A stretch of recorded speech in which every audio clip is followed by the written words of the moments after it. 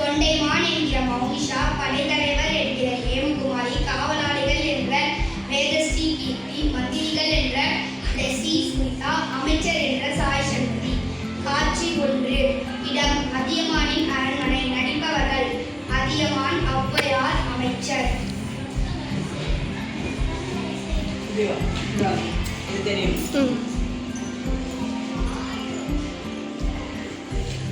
நில்லுங்கள், உங்கள் பெயர் என்ன? என் பெயர் ஔவை. நில்லுங்கள், நாங்கள் அரசிடம் கூறினோம்.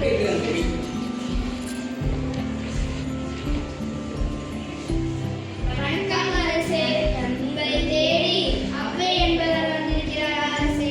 அவங்களை ஏன் தடுத்தீங்கள்? வணக்கம் அரசே. வணக்கம். வாருங்கள்.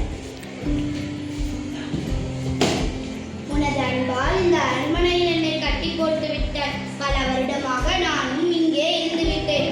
ஆமாம், காலையிலிருந்து உன்னை காணவில்லையே. என்று சென்றிருந்தாய்? நான் காட்டுக்கு சென்றேன்.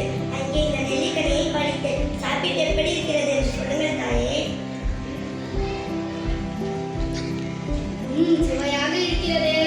அப்படியே இது சாதனை நெல்லிக்கனி. ஏன் அதியமானே இப்படி செய்தாய்? இது எனக்கு முன்னாதாகவே தெரிந்திருந்தால் நான் இதை சாப்பிட்டிருக்கவே மாட்டிருப்பேன்.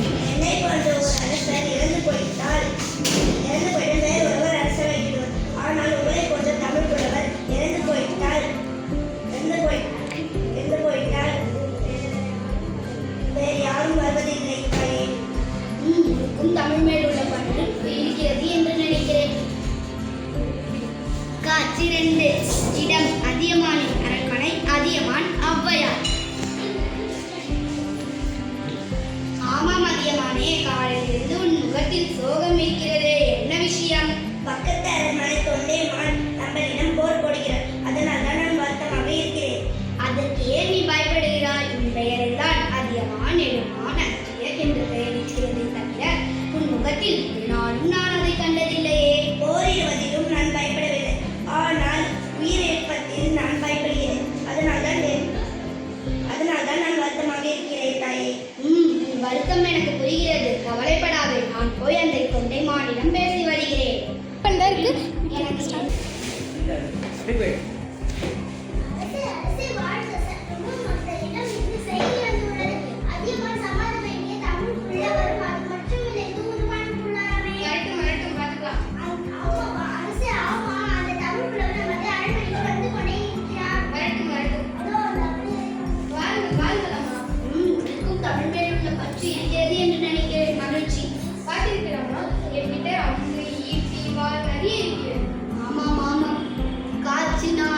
இடம் தொண்டைமானின் அரண்மனை. நடிப்பவர்கள் தொண்டைமான், ஔவையார்.